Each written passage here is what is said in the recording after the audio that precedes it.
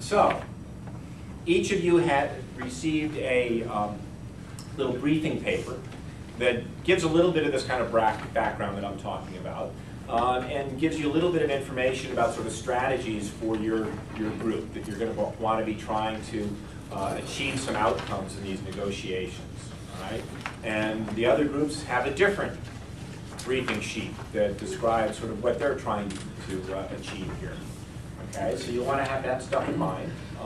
You didn't need to like study it carefully or anything, and so if you're kind of like, oh, I didn't read it, it would have been better if you had, but you'll do fine. This will still work okay. So there's what we'll be doing then is we're going to in a little bit. I'm going to have sort of open this negotiating session in a more formal way, do a PowerPoint presentation, give you some additional information. And then once that's done, you're going to be having discussions within your group about putting together a proposal that you want to present to the others.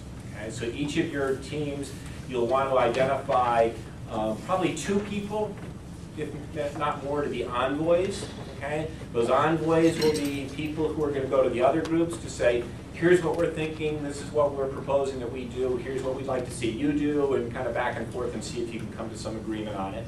And then you'll want to have a spokesperson so that after the first round of the negotiations, which will be about 20 minutes, somebody from your group will give a presentation, very brief, 2-3 minutes, about what commitments you're prepared to make, okay, and why, some explanation of the rationale, okay. All right, let's hear from our other developing country bloc.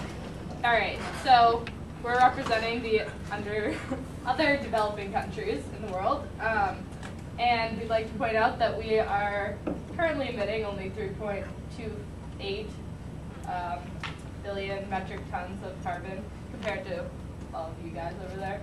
But anyway, so we are hoping to ask the developed countries and the rapidly developing countries to greatly decrease their percentage of emissions because there's not that much that we can do because our emissions mostly are for survival. However, we are going to try our best to reduce our emissions as much as we can by developing in a more sustainable manner. But we need the help of both the developed countries and the rapidly developing countries because we don't have the economies now at this point in time to fund sustainable development. So speaking on behalf of the developed world, we would like to recognize that we do have a historic responsibility for emissions and that we do have sufficient resources, more so than the other countries of the world. So we want to work with you, but you need to realize that even if we completely cut off our emissions, that all of the emissions coming from the rapidly developing countries and in the long run from the least developed countries would still put us over the threshold. So we can't be the only ones to reduce. So our position, we came up with a 20% reduction in our own emissions from our 2005 levels as a position that we would be willing to make and start discussing. How much is 20?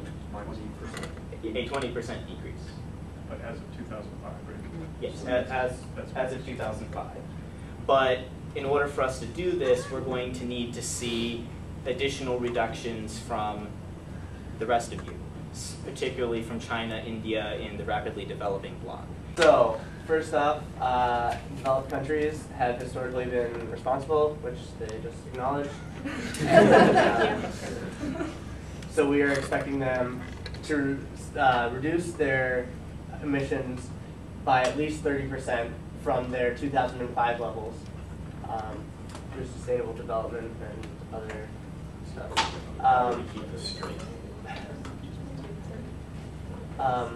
However, we are expecting a significant growth in our own countries, somewhere around 20 to 30% increases in emissions.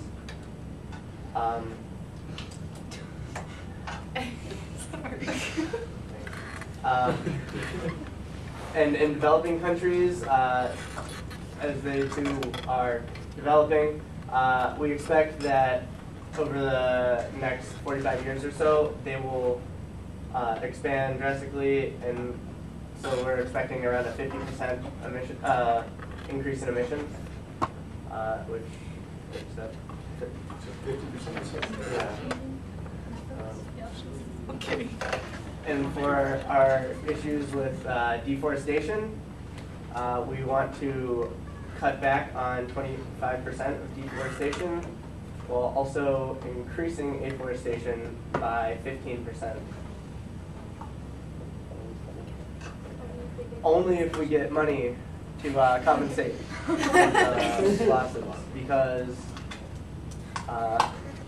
agriculture is very important in a lot of our countries. In order to produce, we need to deforest some areas. All right, so we don't really have an agreement here, so what we can do is run the model, run some simulations here to give you a sense of kind of where this might wind up if we did something like this. There we go. All right, so pretty substantial change already, okay?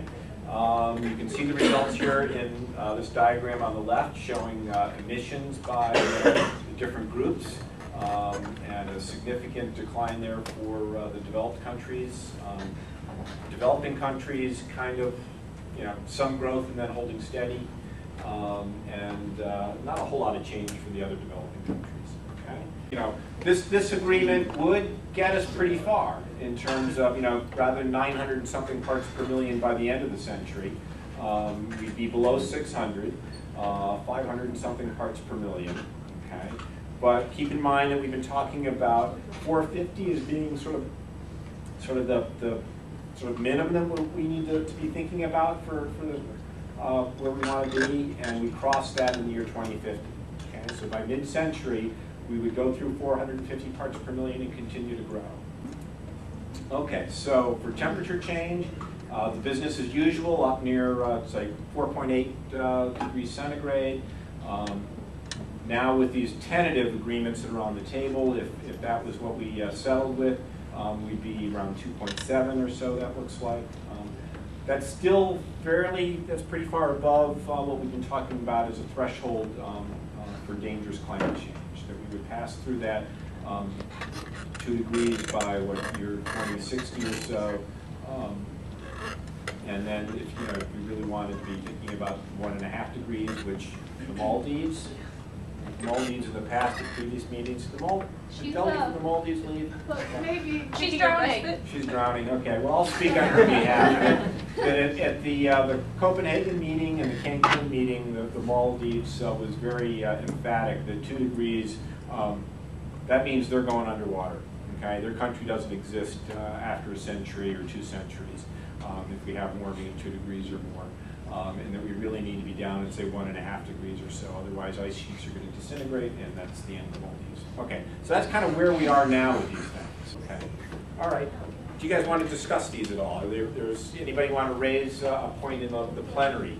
When it's the whole group meeting together, it's referred to as the plenary.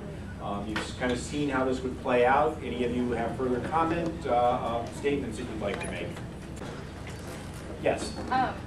I'd just like to say that at these levels, pretty much all of our countries are going to have major issues, either deforestation and desertification to the point where we have no water, or we're going to be flooded and the countries are no longer going to exist. So these levels are really not going to be acceptable for the large part of the world, including like an entire continent. So throw that out there. Other responses? Yes. Yeah, the complete opposite of that. We won't accept much more radical changes. It's just not economically viable for us. We expect to keep growing, and we would very much like to keep growing, and raise everyone's standard of living. Not on always. a global front. You can come work for us. All right. If there are no more interventions from the floor, we'll move on.